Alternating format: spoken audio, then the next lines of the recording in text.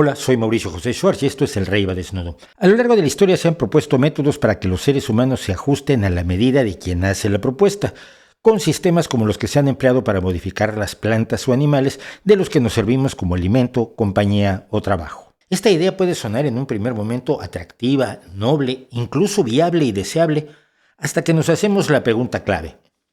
¿Mejor? Mejor. ¿Qué es mejor? Es entonces cuando empezamos a entender por qué lo que parecía ser un sueño noble y visionario de superación de la humanidad emprendió un viaje por rutas espeluznantes con resultados igualmente terroríficos.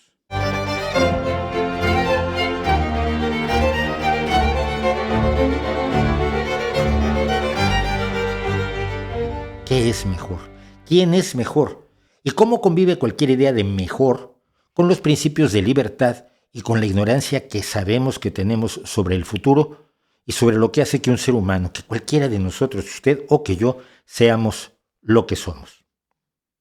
Evidentemente una espiga de trigo más nutritiva, más grande, más resistente a sequías o plagas es mejor. Mejor para nosotros. Dicho de otro modo, no se tienen en cuenta los intereses del trigo, que en sus modificaciones actuales no podría sobrevivir en estado silvestre. Como cuenta la autora Carol Frey en su libro Semillas, una historia natural, los agricultores eliminaron, mediante la siembra y la selección artificial, características naturales como el desgrano al madurar las semillas o el letargo invernal, cosas que permitían a las plantas sobrevivir en la naturaleza, pero que no eran útiles para la agricultura. Lo mismo podemos decir de este ejemplar de ganado de la variedad llamada belga azul, de doble musculatura que rinde más carne que otras variedades y con un bajo contenido de grasa, lo que aumenta su calidad para muchos consumidores. Esto se debe a que los ganaderos belgas han conservado en esta variedad una mutación de un gen cuya labor es codificar la miostatina, una hormona que detiene el crecimiento de los músculos antes de que se desborde. Al no haber miostatina, los músculos crecen mucho más. Esto sin duda es mejor para el ganadero y para quien se alimente con un buen chuletón de esta raza, pero no para el propio animal, que a estas alturas no puede tener partos normales y lo común es hacerle una cesárea a todas las vacas belgas azules gestantes. En el mundo mal llamado natural, estos bovinos no sobrevivirían. Algunos otros horrores de la selección genética para la idea que una persona o grupos de personas pueden tener sobre lo que es mejor, la vemos en las terribles consecuencias que sufren algunas variedades de perros, como los bulldogs, que han sido seleccionados para tener tales formas de cráneo y cuerpo que durante todas sus vidas tienen problemas de ojos, oídos, dientes, aparato respiratorio y nariz, y sus vidas se han acortado enormemente. Frente a una esperanza media de vida de los perros de unos 14 años, el bulldog vive entre 6 y 7 años. O tenemos el teckel, el dachshund o perro salchicha cuyas patas se han vuelto cada vez más cortas mientras su cuerpo se ha alargado, trayéndoles problemas graves de columna vertebral de por vida. ¿Son mejores estos animales actuales que sus bastante menos estilizados ancestros? Quizá lo son para los criadores que pueden venderlos a altos precios, pero ciertamente no para los perros. Ahora imagínese hacer lo mismo con seres humanos, decidir caprichosamente qué es mejor e imponer un programa de cría humana destinado a tener mejores seres humanos.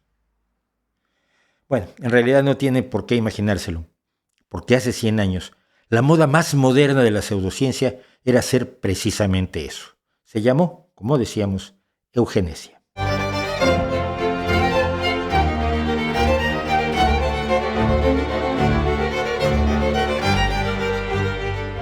Mucho antes del siglo pasado, sin embargo, ya Platón, o más bien Sócrates en el diálogo de la República, sugiere que se debe tener una comunidad especial de guardianes de la ciudad que se sometan a selección de modo que solo los más aptos se reproduzcan con mujeres igualmente aptas. La idea es que cada vez se tendrían mejores guardianes. Los hijos tullidos o deformes deberían ser ocultados o algo peor, si recordamos que por esos mismos siglos de la antigüedad, los espartanos, vecinos de atenienses como Sócrates, dejaban morir a los niños que no se consideraban aptos para ser ciudadanos de Esparta. Dejar morir es el concepto terriblemente correcto, porque lo que se hacía era abandonarlos expuestos a los elementos para que éstos se hicieran a cargo de su muerte por hambre, por frío o devorados por fieras. Vamos a definir eugenesia como la teoría y práctica de la mejora genética y la cría planificada de seres humanos para mejorar la especie mejor y eliminar sus fallos sociales y físicos mediante la genética y la herencia. Detrás de esta pretensión se encuentran, como vamos a ver, multitud de suposiciones, prejuicios y valoraciones enormemente endebles. La eugenesia puede ser de tipo positivo, como la propone Sócrates, fomentar o provocar que se reproduzcan las personas aceptables para crear buenos nacimientos con los que se eliminarán las enfermedades, las discapacidades y las características psicológicas indeseables. Pero hay también una práctica de eugenesia negativa que propone la esterilización o eliminación de hombres y mujeres que se consideran no aptos para reproducirse, el sistema espartano. Un ejemplo magnífico del intento de mantener una pureza de sangre mediante la cría selectiva de seres humanos, cuando aún ni siquiera se conocían las bases de la genética, la tenemos en las casas reinantes a lo largo de la historia. Los faraones egipcios solían casarse entre hermanos como forma de mantener esa presunta pureza de la sangre. Así, del anguloso Akenatón y de su media hermana Nefertiti, cuya belleza aún nos cautiva en su busto de piedra caliza estucada, nacería Tutankamón, un faraón deforme con un pie necrótico, huesos débiles y problemas en el sistema inmune, paladar hendido y columna vertebral curvada. Aún así, antes de morir a los 17 o 18 años, Tutankamón estuvo casado con su media hermana Ankesenamón, que tuvo 2 embarazos que no llegaron a término.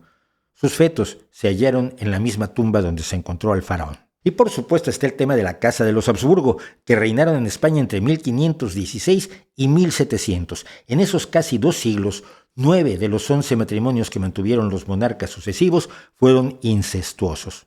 Su resultado y el fin de la dinastía y el ascenso de los Borbones como sus legatarios fue Carlos II el Hechizado, un pobre hombre con serias deformidades que incluso le dificultaban el habla y el hecho mismo de alimentarse, debilidad intensa, infertilidad y una mala salud general que fue constante desde que nació hasta que murió a los 39 años. Esto es lo que puede hacer la eugenesia. Ahora veamos lo que efectivamente hizo cuando se convirtió en una fiebre de moda como la del reggaetón e igualmente tóxica.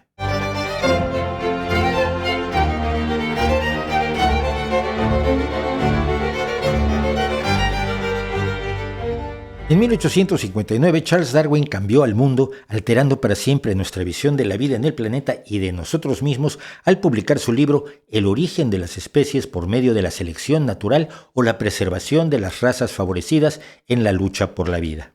El libro lo leyó con pasión Francis Galton, un primo de Darwin que era por sí mismo un brillante científico destacado en muchas disciplinas. Era matemático, estadístico, pionero forense del estudio de las huellas dactilares, meteorólogo y psicólogo experimental. Le fascinó sobre todo el primer capítulo, Variación bajo la domesticación, donde Darwin analizaba la selección y cría de animales. Y Galton pensó que los principios que su primo describía podían y debían aplicarse al ser humano. Lo que propuso Galton, aunque sin llevarlo nunca a cabo, por cierto, fue crear una mejor raza humana de modo artificial regulando el matrimonio y por tanto la procreación. Mejor, ¿qué es mejor? Sin duda Galton tenía las mejores intenciones y dedicó casi todo el resto de su vida a analizar la variación en poblaciones humanas, tema que Darwin había astutamente eludido para no provocar las iras de las religiones y que se guardó hasta 1871 cuando publicó para escándalo de prácticamente todos en la sociedad en la que vivía El origen del hombre y la selección en relación con el sexo. Galton intentó estudiar la herencia de algunas características como la inteligencia y otras habilidades, empapado como estaba de 3 pesados prejuicios muy propios de su época, que no eran su culpa, claro, pero que fueron clave para sus ideas y para quienes pasaron corriendo con sus propios problemas conceptuales, tomaron las ideas de Galton y salieron corriendo como si se hubieran robado el diamante Cullinan. Esencialmente, Galton pensó que la genética tenía un determinado peso sin que hubiera sólidas evidencias de en qué lo tenía. Pero vamos, Galton no era tonto. No pensaba que todas las características humanas estuvieran determinadas por la herencia, como lo pensarían después efectivamente los deterministas genéticos. Pero tampoco aceptaba la idea de los actuales deterministas sociales, según las cuales la genética no tiene ninguna relevancia en la personalidad, gustos, actitud y demás características personales y cognitivas de cada uno de nosotros. De hecho, Galton hizo esfuerzos por averiguar qué parte de lo que constituye al ser humano es genético y qué parte es producto del entorno, sociedad, alimentación, educación, crianza, cultura y 1000 elementos más. Así, por ejemplo, Galton fue pionero en los estudios de gemelos, partiendo de la idea de que como los gemelos son genéticamente iguales, Toda diferencia entre ellos sería resultado, por supuesto, de su entorno. También estudió a generaciones de familia para ver si los jueces, comandantes militares o científicos tenían hijos que fueran jueces, comandantes militares o científicos, que probablemente sería una cuestión de herencia. Además, todo el mundo sabe que es mejor ser juez, comandante militar o científico que artesano de la madera, pintor, hábil herrero o youtuber, ¿no? Galton pensaba, no sin buena dosis de razón, que si se podía determinar cuáles características eran genéticas y cuáles ambientales, podría intervenirse favoreciendo la prevalencia de las características genéticas buenas, no favoreciendo el medio ambiente. De allí la palabra que creó el propio Galton, eugenesia, que significa buen nacimiento. Su programa, que insistimos que nunca se puso en práctica, sería una intervención social científicamente dirigida para alentar que las personas más inteligentes y menos criminales se casaran entre sí y se reprodujeran más que los que eran menos inteligentes y más criminales, cuya reproducción se desalentaría, porque la inteligencia y la criminalidad, creía, eran genéticas. Claro que era mejor ser inteligente. Inteligente. ¿Qué es la inteligencia? Allí hay otro pantano del tamaño del Océano Pacífico, porque en ese momento, más allá de las buenas intenciones mal encaminadas del señor Galton, quienes controlaban las sociedades tenían creencias bastante cuestionables y prejuicios muy acendrados. Y esto no era menos cierto en la científicamente avanzada sociedad británica, que no solo malentendió a Galton, sino que produjo un horror que fue pariente cercano de la eugenesia, el darwinismo social. Pero eso lo dejamos para otro día. Que quede claro pues que Galton no era ningún monstruo y que todo habría sido más fácil si la ciencia hubiera avanzado sin que nadie la molestara y se descubriera que Galton se había pasado de simplista, como suele hacerse al principio de cualquier disciplina, sobre todo las relacionadas con la vida y más con la cognición o la mente humana, que son ciencias inexactas y difusas, a diferencia de la física o la química. Pero no, llegaron los activistas convencidos y el asunto salió del mal camino y se lanzó decidido por el peor camino.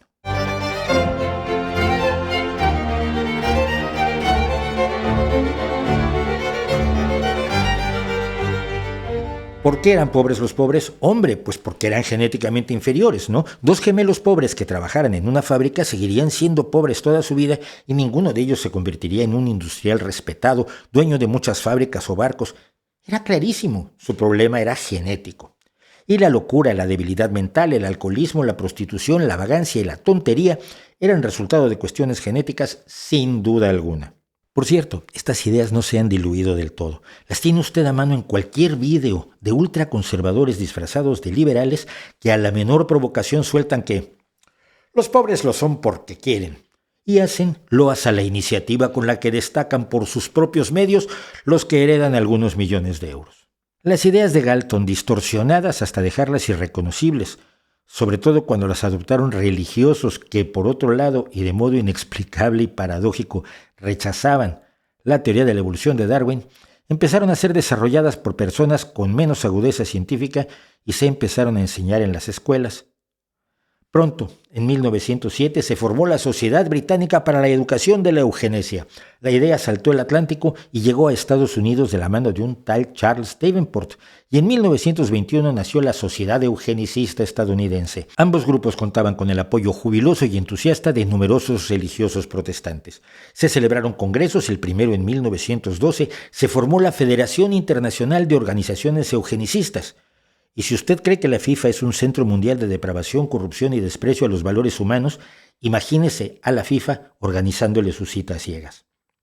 Se escribieron muchos artículos cada vez más alejados de la ciencia, pero citándola ampliamente, como hoy hace Greenpeace, y los ricos y los poderosos de la política, la milicia y las empresas se afiliaron a estas organizaciones pensando en prolongar su estirpe, que claramente era mejor. Y lo aplaudieron estudiosos, periodistas y escritores que pensaban que, aunque nadie lo reconociera, su estirpe también debía extenderse por el mundo, siendo obviamente mejor. Claro que todo esto requería que la gente criara como conejos con quien fuera mejor y no con la persona o personas que le resultaran interesantes, atractivas, seductoras, agradables, evocadoras de emociones inexplicables, hermosas por dentro o por fuera, cualquiera de esas cosas que llamamos amor y que hoy los deterministas sociales también nos dicen que es una chorrada, por no decir algo enfermizo y despreciable. Pero lo importante era poblar a la madre patria de hijos dignos que le hicieran cumplir con su destino. Pero bueno, de los nazis hablamos después. El caso es que, aunque nunca se implementó una política amplia y decidida de eugenesia positiva dándole a la gente mejor dinero para reproducirse con otra gente mejor, aunque le cayera peor que una tonelada de ladrillos en la cabeza, que era la idea de Galton, darle a la gente dinero para que se metiera a la cama con otra gente que era igualmente mejor.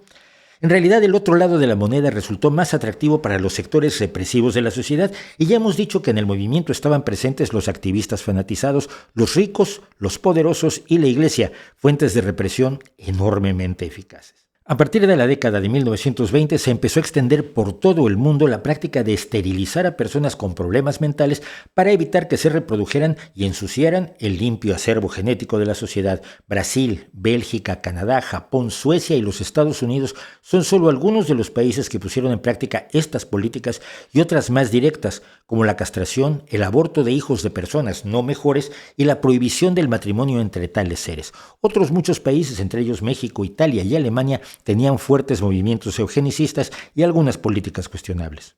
Detrás de todo este movimiento estaba una convicción fundamental que se oponía a la base de todo el progreso social y político desarrollado desde el siglo XVIII, que todos los seres humanos nacen iguales. A ver, aquí un momento.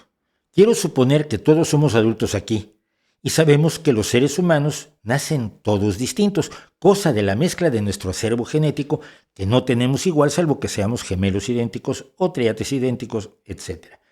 Todos somos distintos, pero igual en los términos de la Revolución Francesa y de las visiones progresistas actuales no significa idéntico.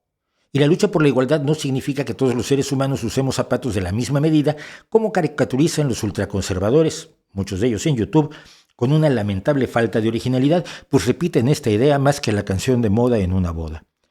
Igualdad quiere decir que todos los seres humanos nacen con los mismos derechos y dignidad, que deben ser respetados por igual, que la ley no debe hacer distinciones entre ellos por motivo de su nacimiento y que todos deben tener la oportunidad de una vida digna y de poder aspirar a hacer realidad sus sueños con igualdad de oportunidades. Para los eugenicistas de ayer y de hoy, esto no es así. Algunos nacen superiores, otros inferiores. Unos nacen para mandar y otros nacen para obedecer, y algunos deben tener consideraciones especiales, como pagar menos impuestos, tener impunidad ante la ley y obtener mejores oportunidades por pertenecer a una estirpe mejor. No todos eran monstruos, cuidado. Muchos pensaban muy honestamente y muy equivocadamente que la eugenesia reduciría la pobreza, la delincuencia, el hambre y los vicios. Lo pensaban sin más, pero actuaron como si supieran que así iba a ocurrir. Así que las atrocidades de la eugenesia estaban muy presentes en todo el mundo, con la oposición solo de algunos pensadores, grupos o autores como G.K. Chesterton, y muy curiosamente de la Iglesia Católica, que expresó reservas y trabajó para evitar su profunda implantación en Europa. Así que todo estaba listo para que entrara en escena la eugenesia con turbo, el nazismo.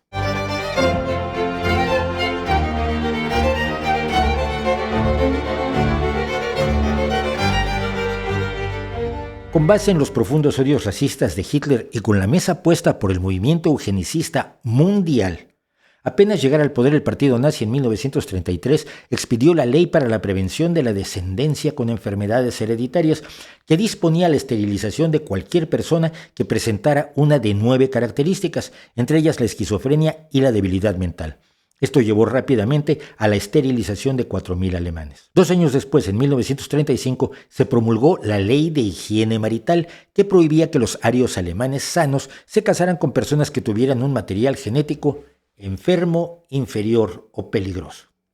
¿Y cómo se definía ese material genético? Pues como le daba la gana a Hitler y a sus asociados directos, como el miope Himmler, el gordo drogadicto Göring, el esquizofrénico Hess y Goebbels con su defecto congénito de pie sambo o equinovaro. La raza superior. A fines de 1935 se expidieron además otras 2 leyes, la de la ciudadanía del Reich y la de la protección de la sangre alemana y el honor alemán.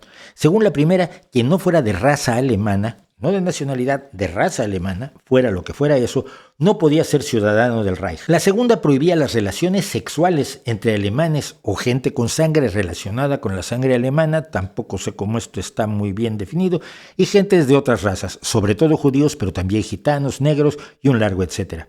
De paso, esas leyes definían quién era judío, quién era alemán, quién era mestizo, todo de acuerdo a delicados estudios científicos. Bueno, no es cierto. No había nada de científico en todo eso. Pero la eugenesia negativa nazi tendría otra vertiente mal llamada de eutanasia. Eutanasia quiere decir buena muerte. Se utiliza cuando alguien que sufre enormemente puede optar por una muerte rápida y sin dolor en lugar de seguir padeciendo e imponiéndole a los suyos una enorme carga emocional. La eutanasia es un acto de misericordia que pide la persona a la que se le practica. La eutanasia nazi no era así. Desde 1939, los nazis empezaron a identificar a niños con discapacidades mentales o físicas y a hacer que fueran enviados a centros pediátricos especiales donde se procedía a matarlos con sobredosis de medicamentos o dejándolos morir de hambre. Morir de hambre. Y dejarlos morir de hambre sin ningún sentimiento de culpa porque eran personitas que, según la propaganda nazi, no eran dignos de vivir. A los padres, por supuesto, no se les decía esto, sino que sus retoños iban a instituciones pediátricas altamente especializadas para recibir tratamientos modernos y cuidados amorosos. Pronto el secreto salió y formalmente se detuvo el proyecto, aunque en la práctica siguió. La operación estuvo a cargo de estos dos miserables, Philipp Bouhler, director de la Cancillería de Hitler, y Karl Brandt, el médico del tirano genocida. Empezando con el asesinato de niños hasta de 3 años, el programa se fue ampliando para cubrir a menores de hasta 17. Se calcula que se asesinó así a más de 10,000 niños. Pero faltaban los adultos, sobre todo los que consumían recursos del Estado en centros institucionales, un absoluto desperdicio, según la visión nazi. Después de invadir Polonia el 1 de septiembre de 1939, los nazis de los Einsatzkommando, o Comandos de la Muerte, se dedicaron a reunir a todos los discapacitados de los hospitales y asilos mentales polacos y procedieron a asesinarlos, primero con disparos y después en los primeros experimentos con gas venenoso, en este caso monóxido de carbono aplicado en camiones especiales. Fueron asesinados así unos 17,000 polacos y el proyecto pronto pasó a Alemania por su gran eficacia. Los asesinatos de discapacitados alemanes comenzaron a cargo del personal de una oficina situada en la calle Tiergartenstraße 4, dándole nombre al programa, el T4. Los que servían como trabajo esclavo para el esfuerzo de guerra eran indultados y enviados a trabajar hasta la muerte, los demás asesinados de inmediato. Su culpa: sufrir esquizofrenia, epilepsia, corea de Huntington, sífilis, demencia senil, parálisis, sordera, trastornos de personalidad, ceguera, alcoholismo y otras muchas condiciones. Empezaron a usar gases para matar a discapacitados alemanes en enero de 1940, 2 años antes de emprender el asesinato de millones en los campos de exterminio situados todos fuera de Alemania.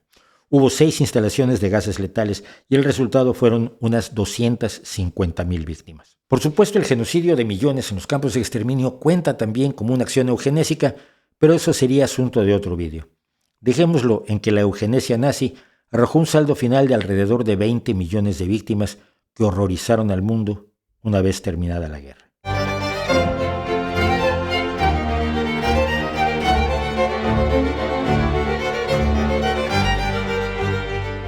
Los hallazgos referentes a los muchos programas de asesinatos masivos de los alemanes fueron para muchas personas un despertar respecto de sus posiciones eugenicistas. Vamos, que estaba bien tratar de tener una población mejor, pero tampoco se trataba de ser Hitler.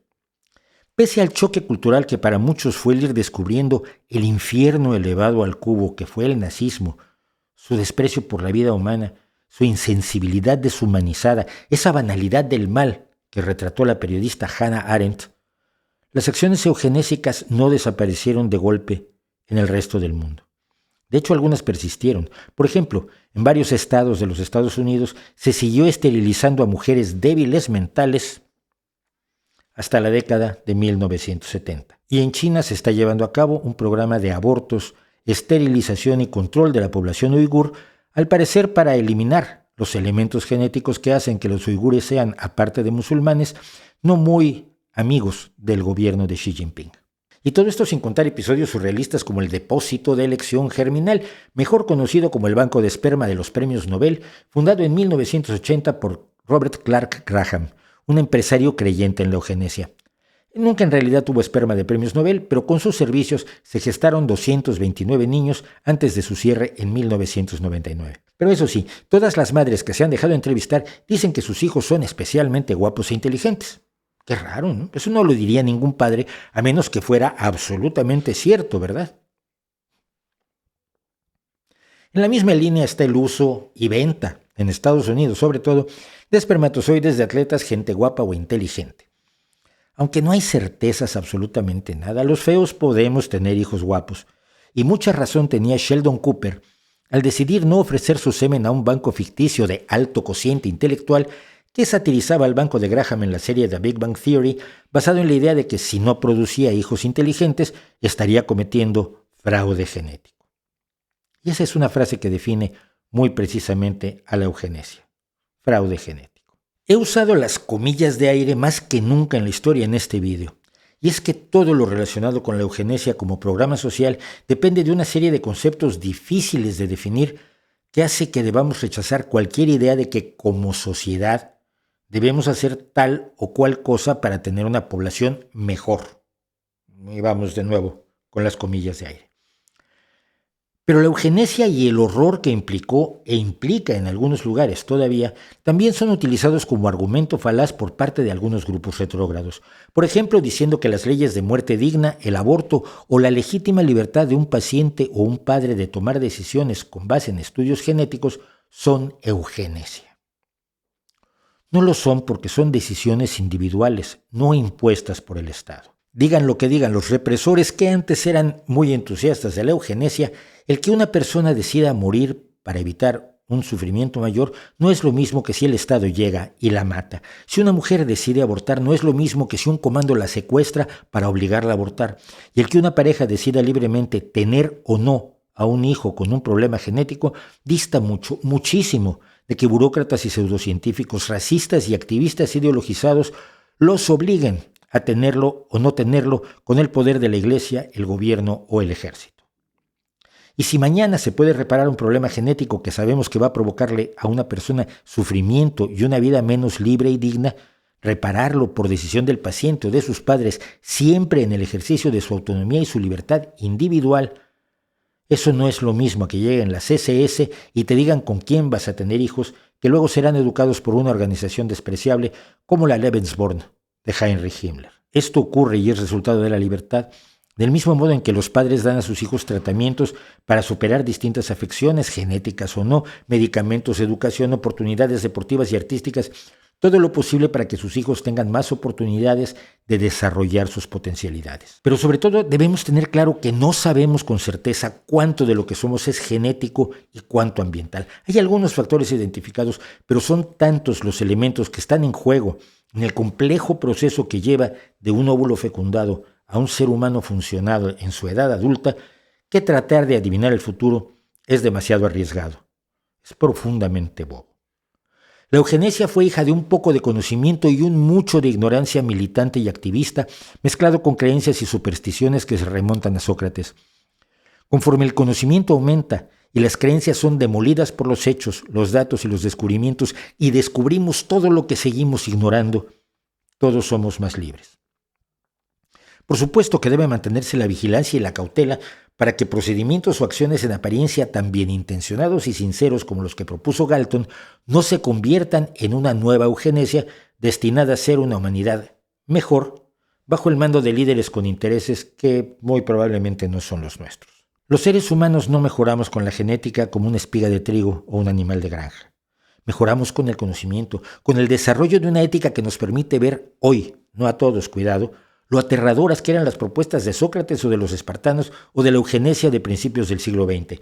Mejoramos al darnos cuenta de que aquellos de nosotros que están discapacitados de una u otra forma tienen, sin embargo, mucho que aportar en distintas áreas. Mejoramos al aceptar a grupos humanos que en el pasado se han considerado ellos, personas fuera de la norma numéricamente mayoritaria, los que no son nosotros.